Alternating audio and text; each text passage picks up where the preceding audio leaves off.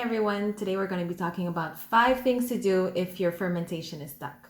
So number 1, steer the yeast at the bottom of the jar. So sometimes the yeast are just dead, they're just dormant, they're just lying there at the bottom of the barrel looking for things to eat. And if you just stir it up a bit, get it active in the solution, it'll be able to eat more sugar.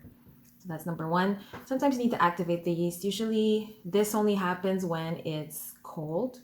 So when it's too cold, the yeast just gets dormant and they just sit at the bottom of the barrel. It's like when anyone is cold, no one wants to move at that point. Number 2, make sure your lid is sealed.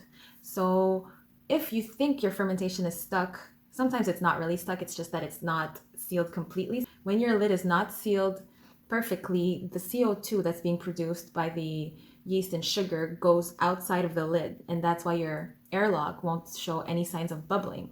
However, it's not that there's an absence of CO2, it's just that it's going out from a different route. Make sure your lid is sealed. Number 3, you might have to add yeast. So if your yeast is dormant, or if it's cold, if it's too hot, your yeast may just freak out and just die because it's just too hot for them. They can't thrive in this environment. So you'll be stuck with a bunch of dead yeast cells. And in order to have alcohol, you're gonna have to pitch in more yeast, so new yeast. And once this new yeast is introduced into the jar, it's going to start eating the sugar that's left to be fermented. That's number 3. Number 4 is to add water. You can say that the yeast is a fish and it needs water to survive. So by adding water, it makes sure that the yeast can stay active, because without water, the yeast is just there. It's not going to be eating on anything. It's like in one of the videos that I've been listening, Barley and Hops, he used the analogy of a runner. So when you're running, you're going to need oxygen. Without oxygen, you can't run because you have no more energy. And that's the same thing with yeast and water. So the yeast is going to need energy. In this sense, instead of oxygen, it'll be water in order to get activated. So just remember that the yeast is a living organism. So it does need help to survive and to be active.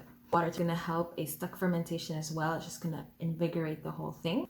5th thing to do if you have a stuck fermentation is to make sure that your temperature is right. So I've mentioned earlier in the video, if it's too cold, the yeast just goes down to the bottom. If it's too hot, it dies. So you want to make sure that it's in room temperature.